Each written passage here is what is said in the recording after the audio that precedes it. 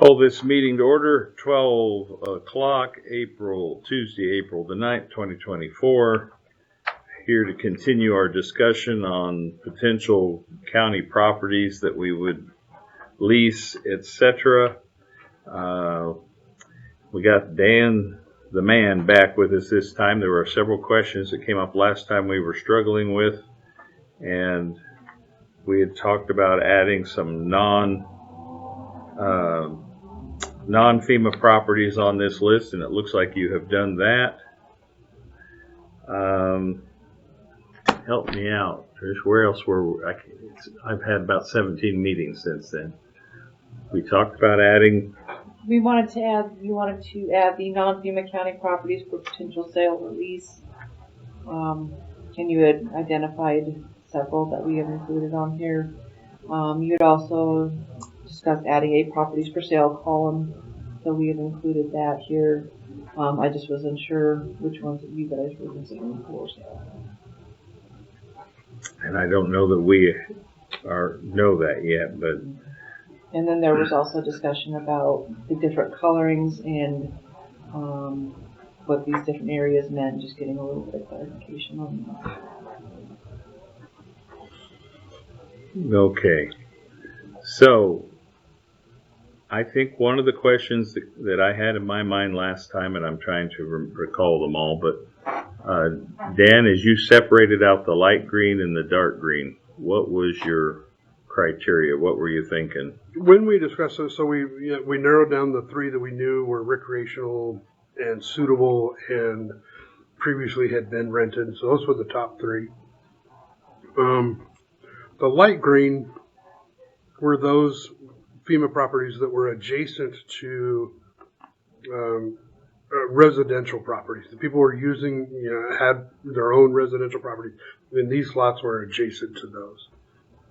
So there was concern about some of those lots aren't particularly conducive for recreational use and would produce some level of impact to those adjacent residential owners. And so in our discussions, we talked about residential use of the adjacent property owners, and that's what that means. Residential APO is the adjacent property owner.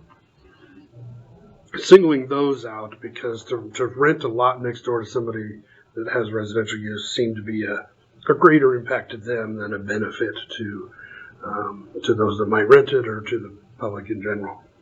So that's where we identified those. And with those, we identified that those adjacent property owners may then wish or desire to long-term lease those properties as a way of utilizing them and have a few extra square feet for yard space, or just to put some level of security on it that somebody else wouldn't try to use public ground. We included the Thomas properties in there because they're already under a long-term lease, but they fit that same category. That they were FEMA properties surrounding a residential use, and they've already been leased. Correct. And that's why I didn't know the exact years. That's why I left those parentheses blank, because we didn't know the years on those. The yellow ones were the ones we had then determined some level of they were not suitable, or there were issues with easements, or somebody's driveway went across it. One was a little square piece that's barely a tenth of an acre, and it's just an oddly shaped piece that probably had a little house on it at one time.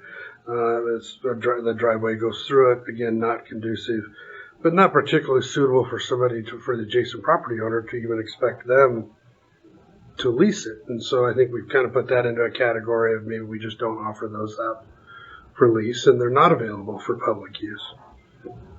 A couple of them were the wetlands areas around the Bumblebee property. The one property to the east of, it would be the northeast of that residential use is still there. Potentially could be. However, again, it's another impact to somebody residential, and the cost to build in on that one would be fairly significant because of the drop off from the road down to the property. Would create quite a driveway requirement that county shouldn't be borne that cost, and as well as having a potential leasee bear that cost might be prohibitive as well. And it creates that impact next to the adjacent property owner. So those yellow ones fell into those categories. The orange, red ones were the properties we identified that were already part of a county project, or we were considering a project, or we already use, like down at Riverview Drive, the Kings Inn, Kingston School area. That's the one that's the park and ride. The right-of-way areas, you turn left and go west on Riverview Drive. There's two properties right there. That's basically the front yard of the residential owner there.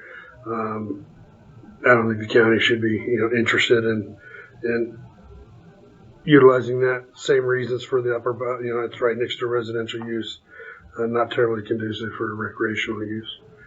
And we may use it for further right of way or straightening of the road or not, but just preserving it, and it would be better to not have people in there, kind of a thing. And then the last one was the orange yellow one that we already have under a long-term commercial lease with, which is the old park and ride place right there on Corley River Road and Riverview Drive, where Base Camp Coffee leased that, and they lease that parking lot area. So that's the coloring and the reasonings for each of the sections. And I'm just glancing through all the new information on here. Would the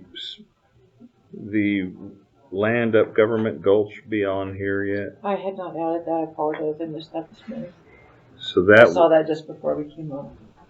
So that would probably belong in the same category as the orange. That Government Gulch should be land that we've got a commercial lease on. Wouldn't that be correct? Would that make sense? Yes, Okay. we could do that.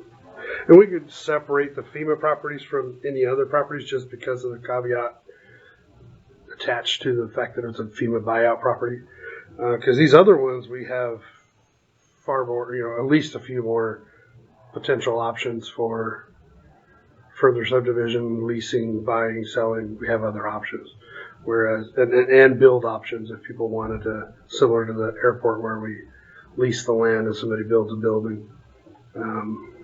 Those properties like that could entertain that idea. So we could keep those completely separate because they can be treated separately. Is the land at Smelterville that we just leased out for the porta potties, is that listed on here? I did not include that on there. Yeah, well, it's not the one piece that we rented to AmeriFirst, particularly no, but it would be included in the one here that's the SV Business Center, the second one down. We've rented part of that. Yeah. Right. There's actually two parcels there, and they're renting one, the smaller one. Okay. Let me see. And where is this one marked Horse Arena? Is that Pinehurst? Sather Edition, the Horse Arena is the oddly shaped property that's sort of off of Western Avenue. It also kind of borders up against Sather. It's the one that's oddly configured around the school district property as well. And then there's an old horse arena in there. Silverton. In Silverton. It's in behind the old Forest Service building, and then the county does have a storage building and a storage yard, a facility that the weeds department uses.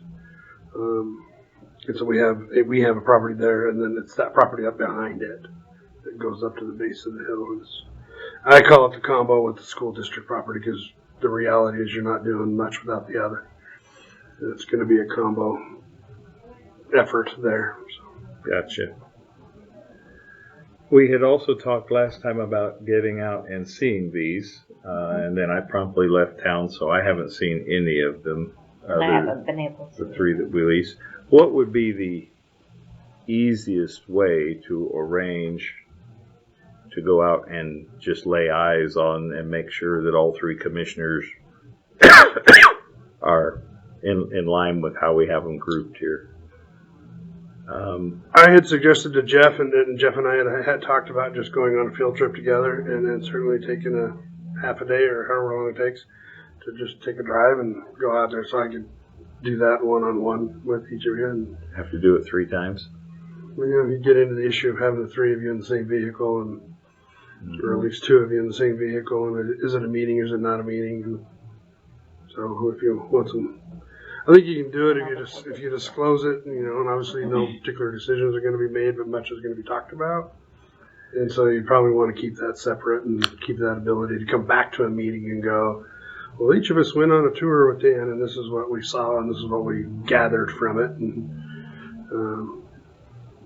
Okay. go that route, and that way we can get you on site and get you to see some of the reasonings why it may or may not be conducive for use. Might help you explain to the public why or why not we're doing some of these decisions, because I get that some of these decisions are kind of both directions. What works for one property isn't working for another one, and it's I get it. It should be explained. Yeah, as we're attempting to be transparent and fair and all these things. One thing that does need to be probably decided today, because we need to start advertising, is at a minimum, are we okay with releasing these 3 properties? Did we make a vote on that last time? Mm-hmm. And did we talk about minimum bids? We didn't. And did we talk about advertising? I mean, decision-wise, did we make any? Talked about time frame. Yeah, you set the date for the auction, and you're gonna redo these 3 at the minimum. And that was basically it. I think we need a 10-day minimum notice for public auction. And you weren't here. We also discussed that we were going to lease these for 6 months this year. Is there any issue with us going from the 1st of May to the last of October? No. That shouldn't interfere with, that doesn't get around any flooding issues or... Nope. Okay. We need to get these advertised. So what do you suggest? What do we need to do to... I'll just give the approvals and then Sydney can get them advertised. My thinking is we get these 3 advertising. We have this auction at the end of April. In the meantime, we're out, the 3 of us, reviewing these other properties. And if we, for some reason, came up with the idea that 1 more of them or 2 more of them belonged on the list, we could either set that auction later or try to add them on, but we're running out of time. I just want to make sure we at least get the 3 advertised and out there early, so maybe redundant, but did we already voted to release those? Okay, so what do we need to do for advertising? Do we need a vote on that? Do we? You just post the notice, however you were going to do it on the website, and was there going to be a legal notice, or was it just We have to do it in the paper. And then I was trying to get the newspaper to do a story to give us a little more exposure, because that was our problem last time with short notice and not enough voters. The other thing I'd like to discuss, and now that we have you both here for your opinion, is last time I don't believe we set a minimum bid. No. If we're going to let these 3 go for 6 months, does it, and I'm brainstorming out loud, does it seem reasonable to set a $600 minimum bid? Does it seem reasonable to have a minimum bid? Yeah, I would think.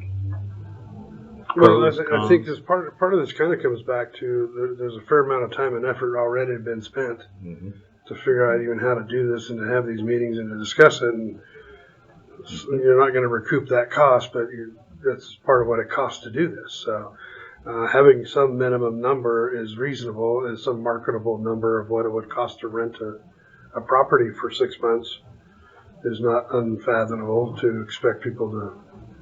That was where we should start. Now, if there's more popularity to it and somebody wants to pay more, then we have that option through the auction to maybe get greater revenue out of it and greater recouping of the cost that it takes to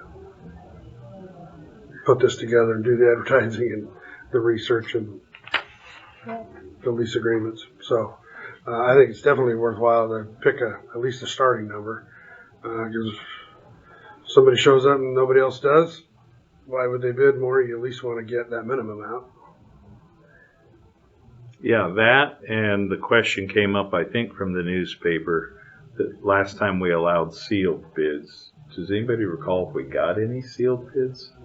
We do. I didn't think we did. I remember that being the rationale of trying to establish what the minimum should be, that if you've got sealed bids and the highest one you got was $600, then that's where you'd start the auction. I think it was really a method to try to determine what is the popularity or what is the desire here.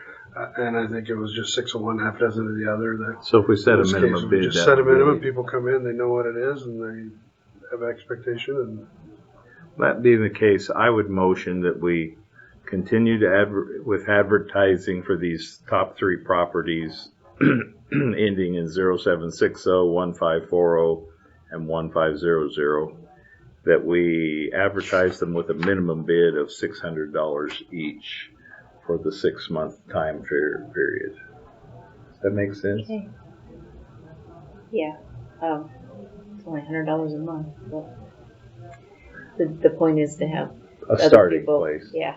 The point Yeah. would be to let the market decide, Yeah. but you could amend it if you We'll try that. I'll go ahead and second. okay. Well, discussion. Are you thinking a higher number? I'm just thinking that we'd let the market decide after that, but Yeah. Hopefully, if we get it advertised, we'll have people in here bidding on them. okay. Any comments from you guys on the minimum bid idea? no, I agree. I think you'd have to probably go to a much higher number if you were trying to base it on starting to recoup your costs. So that's something reasonable to get us started. The market comes in, it's well enough advertised. It may go up to $1,200, $1,300, $1,400, and for 6 months, that's not a bad price for a couple $100 a month to rent a space. Yeah. I think the market out there. I don't know what the market is for rental of vacant space. Is it $300 a month? I don't know. So, and those that are interested or have the ability are the ones that'll show up.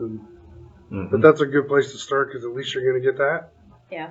And that'll pay for advertising and. Yeah, if somebody noticing. doesn't want to pay that, then apparently there wasn't much demand for that piece. So, Then we can spend less time on it in the future. so yes. Any thoughts, Trish? No, same sentiments. Same sentiments. Okay. Well, it's been motioned and seconded. Do you have any further discussion, Commissioner? No. Okay. All in favor? Aye. So motion carries that we'll have a $600 minimum bid, and we'll try that instead of the sealed bid this time.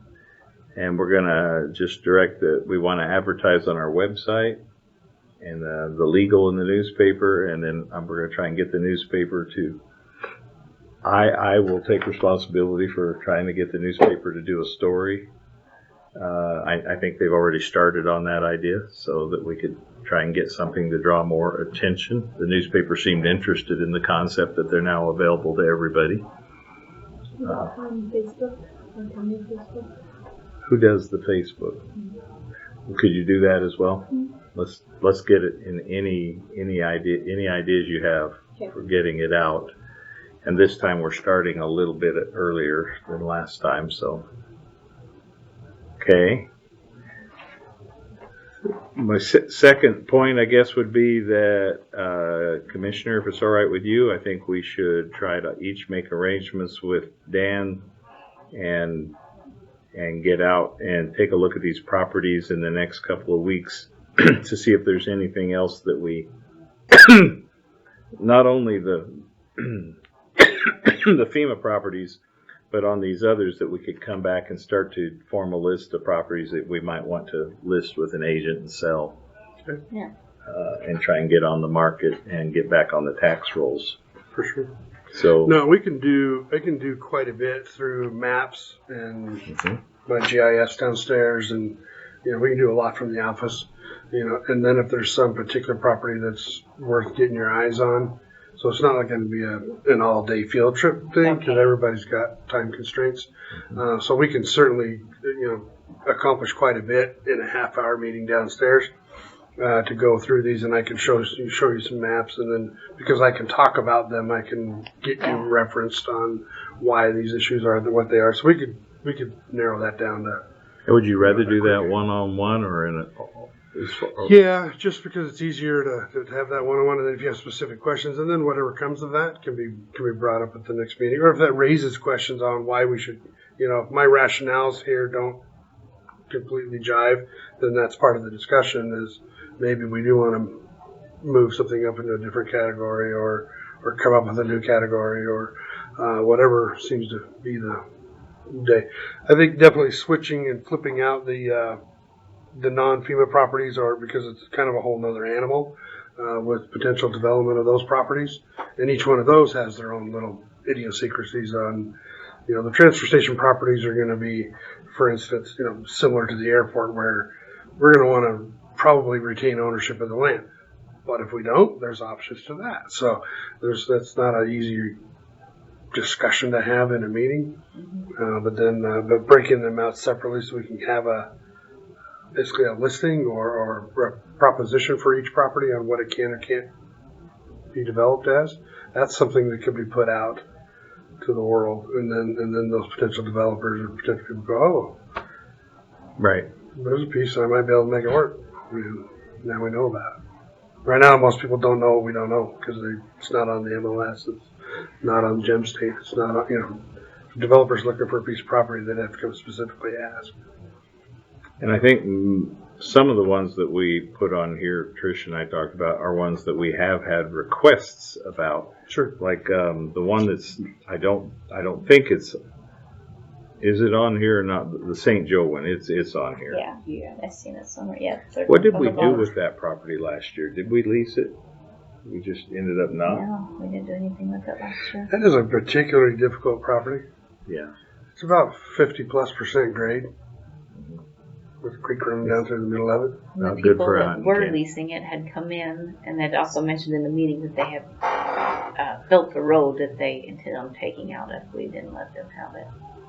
But then we didn't do anything with it. So Okay. is the lease still, is it an annual lease or is it a longer term lease? It was on an annual lease, I believe. I thought it was. I have to look at whose parcel is it? Sent one in St. Joe. It would be good to know how they left it. If Boulder they carved Creek. in a road, I don't know that we have a Was site it disturbance Hill, permit. maybe? Or It's 1900 parcel number. I think the parcel number, I'm not sure if it's accurate on that list. I think it says maybe 18 or 800, 0800. And it's kind of got a, I think it says section 30.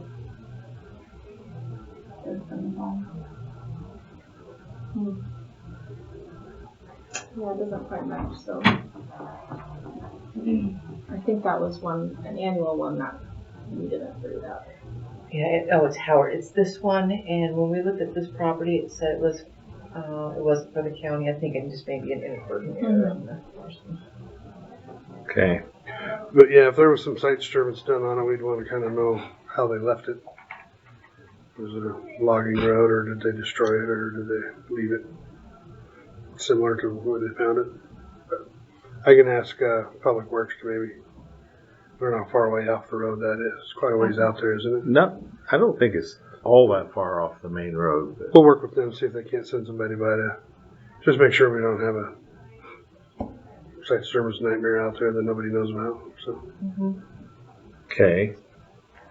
All right. other than that, that property itself is, depending on how they left it. I mean, if somebody did cut a road in and it's a place where you could go park an RV and adequately use it, well, then let's put it on the list and lease it out, I guess. But we acquired that property through a property swap with Jack Buell. We owned a county dump site up off of Calder Road. It was surrounded by his property, and because it was public property, that's where everybody went to shoot guns and dump trash and party and carry on. And he was legitimately worried about his surrounding property being damaged by that potential fire and whatnot. And here he had this 40 acres out in the middle of potlatch property that, other than some expensive logging, was never going to do him any good. And previous commissioners decided that it was I think it was a 40 for 40 swap. I don't remember the acreage, but so they made the swap. So we own it basically fee simple. It could be sold. So it could even We be had sold. property that we could use, and then we ended up with property that was not accessible or usable. To some Right? extent, yeah. Yeah. And, well, just it might be developable, but who's going to spend the money to cut the road? You know, it's not that's not on our. Not in our wheelhouse to do that, but you know, if think it's we something look we at could turn possibly on, selling that. yeah, I think you could certainly look and see if Potlatch is interested in the 40 acres in the middle of theirs, or somebody else is willing to buy it. But Well, I've had a couple people approach me after this was in our public meetings last year that they were interested in buying or leasing for a hunting spot. So Yeah. The I people think that were we'll- leasing it have also said that if it goes up for sale, they would like to know. yeah. That was, And we during this discussion we had gone through the GIS and the assessed records and pulled out all of the county owned properties and whittled it down to a much smaller list now. There's still quite a few of those properties, but we narrowed it into 30-ish properties. But most of these were on that list, and so there's still a bunch of those that are currently used and currently in use for the county. So we can whittle that down to, well, what are these other properties we own, and yeah. what should we be doing with them? And this one at Copper Camp says riverfront. That Yeah. was deeded to the county, but was that intended to just leave? We were doing some research on that. That's an interesting one, and I'd probably until we have some more information. It appears in 1962 the plat was done. The plat is interesting because it shows that particular lot labeled as a lot 17, but it's connected to the private road that goes into the property. At some point in 1993, Louise Anderson deeded it to the county. Track 17 of Copper Camp. No other, very simple quitclaim deed. No other deed restrictions. No other, you must hold it forever. No other first right of refusals that we can tell. So we're still going to do some further research to make sure. But it may very well be a tract that we can simply sell. And it's actually people call on waterfront. that. it's a nice, it's way up the river, and it would be a fairly valuable piece of property. I just, I thought and maybe it was from you, but the thought was that it was intended to always maintain access to the river for the community. And that's the only thing we can think of, and we just haven't had anything that points us there. Usually a deed will say open space or something, okay. or it will say, Yeah. in perpetuity or deeded to the public or something. And that's where we can't find anything on the deed that says this is for this use only. So if it's That'd be the a absence good of one I'd evidence, want to look at if we do a driving tour too, just to see how it's way up big, there. how big that is. And Yeah. okay, But that might be one, definitely, without getting too far ahead, that might be a good revenue generator. I think the other option is to open it up to the public would be a nightmare for those neighbors. for the people. So, I think we're just opening a box that doesn't need to be open, versus selling it for a considerable amount of money. And Right. I know I need a raise. She needs a raise. She needs a raise. Yeah. I've heard that around the courthouse, especially you. We need some more gravel. We Some more need some tires. more gravel and tires. Do we have anything else we want to try to accomplish today? No. I didn't have anything specific. So we are I clear that we're going to go advertise these three.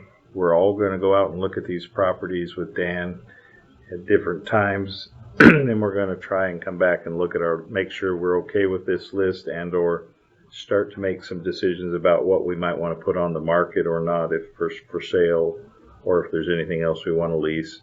And we set minimum bid prices. Does that about sum up what we've got accomplished today? And I want to thank you guys for putting all the lists together for us so we can. One of the things, how would we determine on these light green ones What would be the easiest way to determine which ones are currently under lease? Do you have all the leases?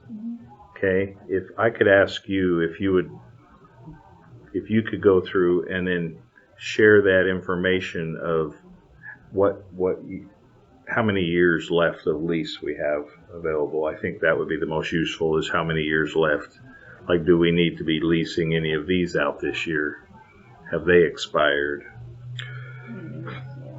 In a rough guess, the 4 properties that are listed as on the far right as Thomas, we know those 4 are under a long-term lease. I don't know the number of years left.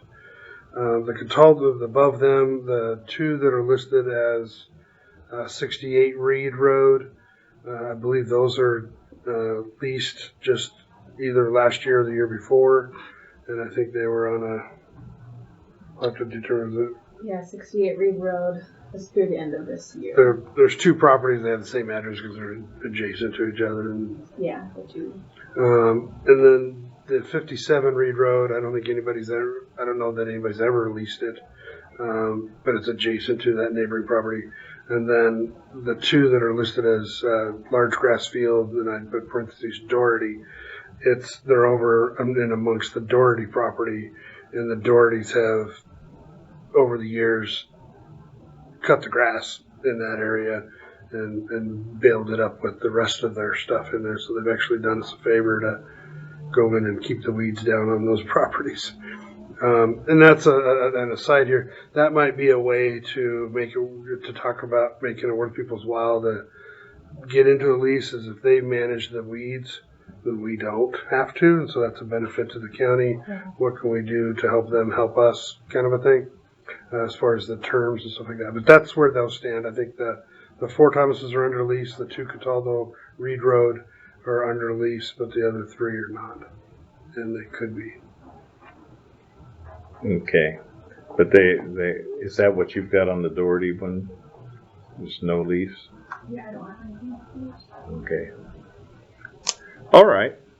Well, that gets us a little further, and it gets us to the point where we know exactly what we're advertising over the next 2.5 weeks or so. So we can try and get some, and then I'll firm that up with the newspaper. So, anybody have any questions? Anybody, or suggestions? Anything else? This is a bit of a brainstorming meeting. No, I don't have any. We've mentioned in the past about retaining a real estate professional of some nature to help us with particularly the commercial properties for potential development. Has there been more discussion about that? And part of my brainstorming is that's where I would be able to work with somebody like that to essentially create a listing package for each one of these. And that would be something we could then put to the public and put on a list and put on the website and put somewhere, because we can't readily go put them on the MLS, but maybe we can. Maybe we can then take some of these and go, let's get it on the MLS so that the development world knows this property is also available. Right now, nobody knows what they don't know. And unless they specifically come ask or happen to talk to me or happen to talk to somebody, they just don't know. So I think exploring that idea is worthwhile. To what can I do to work with somebody like that to put together a bona fide package that could be put out to the development world. Well, I think my goal in step 1 was to get out the leases that we want to lease, and step 2 is to identify what we think we might want to sell, and then we need to get with that professional and say, is there any value to that? And then, so we're going to have to figure out how we retain a realtor. And I don't have a case study for that. Okay, How do and I don't you know have to let that out for bid? the legal parameters and the cost and the. But first, we need to identify what we think we might want to sell. Then we need to identify lowest bid. However, we get a realtor. And I don't know how you do lowest bid on a realtor. But Then the realtor takes a percentage of the. I think you have to, almost like any other professional services, for engineers, for surveyors, for planning, for whatever, any other professional service, you just would advertise Request for for it and bid. request for bid, and we're going to retain a real estate expert to help us with these, and then when they help sell them, There's some commission value in it for them. Well, I think there's like a standard or an average out there of 6% or something. I guess we could bid and see if somebody will do it for less than that. Would be, but first I think we better get ourselves a list of we have 1 or 2 or 3 or 10, six, right? No, I hear you. what we have that we're willing to try to sell. Okay. Anything there? Then with that we are adjourned.